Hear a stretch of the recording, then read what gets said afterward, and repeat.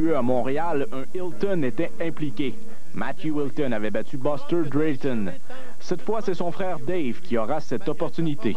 J'ai demandé directement à tous les membres de notre organisation de se rallier derrière Dave Hilton. On va lui fournir toutes les ressources qu'on peut lui fournir pour lui donner l'opportunité de gagner. Et je demande plus spécifiquement aux fans de Stéphane Ouellet, d'Éric Lucas, de Fatim Issaoui, à tous les gens un peu impliqués dans la boxe, ceux qui aiment ce sport, de se rallier, de supporter Dave Hilton. J'ai perdu le combat contre Ouellet, puis le prochain combat, j'ai boxé pour le champion mondial. Encore, je veux te dire merci à Interbox, puis de bonne Dieu en haut. Degan Tobela, c'est un boxeur qui gagne très dur. Catley, le clan Catley, après avoir été battu, l'ont accusé d'avoir mis un fer à cheval dans son gant. Donc, Catley n'était pas habitué de se faire frapper aussi durement. Rejoint en Afrique du Sud par téléphone, Degan Tobela a dit ne rien connaître de Hilton, ce qui risque d'être un avantage pour Dave. Une chose est sûre, Hilton sera le négligé de ce combat. Son poids idéal est de 157 livres. Le 15 décembre, son adversaire pèsera au moins 170 livres. Dave a la chance du cogneur. Dave est capable d'éteindre les lumières à n'importe quel de ses adversaires, et ça, il n'y a pas beaucoup de boxeurs qui ont ça. Mais sur une décision, je ne mettrai pas beaucoup de sous sur les chances de Dave. Aspirant numéro 1 à cette couronne, Éric Lucas sera un spectateur attentif. Toujours blessé à la main, Lucas pourrait fort bien affronter le vainqueur de ce duel au printemps prochain. Je suis content pour lui, mais dans le fond, je suis déçu un peu parce que c'est moi qui devrais être là. Normalement, c'est moi que Tobela aurait dû affronter. Bon, ben là, je suis blessé, je vis avec ça. Mais c'est certain que là, tu m'as regardé avec impatience qui va gagner ce combat-là, puis que j'espère qu'on ne fera pas attendre 5-6 mois ou un an avant de me donner ma chance. Ceux qui souhaitaient assister à un duel entre Hercules Kivalos et Alex Hilton devront en faire leur deuil. Les deux parties n'ont pu s'entendre sur le montant des bourses et sur le poids.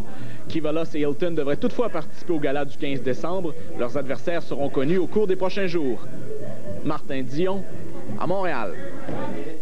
Par ailleurs, Yvon Michel a confirmé que les pourparlers étaient très avancés dans le but d'opposer Arturo Gatti à Oscar de la Hoya. Ce combat pourrait avoir lieu à Montréal en mars 2001. Mais pour ce faire, Interbox aura besoin d'un appui financier important. De la Hoya et Gatti, deux des boxeurs les plus spectaculaires de la planète, exigent un total d'environ 8 millions de dollars en bourse.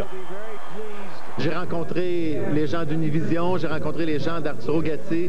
On est, je vous dirais, assez près d'une entente, mais il y a un problème. Le seul hic, c'est que Oscar de la Hoya a un litige avec son ancien promoteur Bob Arum, et ce litige devrait être dénoué le 27 novembre prochain.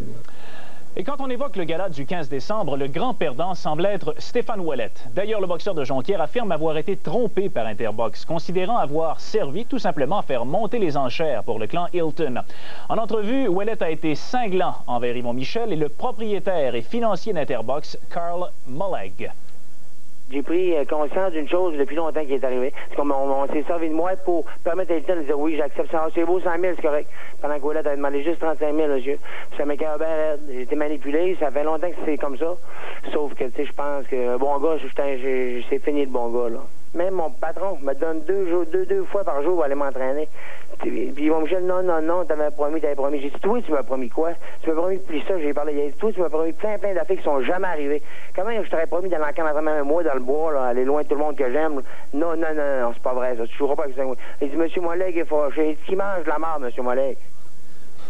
Vous avez bien compris. Je pense que Interbox et Stéphane Ouellet, c'est terminé maintenant. Je pense que c'est assez clair. On va parler un petit peu d'une autre nouvelle, si vous le voulez bien, football. Une drôle de nouvelle, d'ailleurs, dans le monde du football. Il concerne les Alouettes de Montréal qui se préparent, on le sait, en vue de la finale de l'Est qui aura lieu dimanche. Oui, il y a une source qui a révélé à RDS que les Alouettes ont l'intention de laisser de côté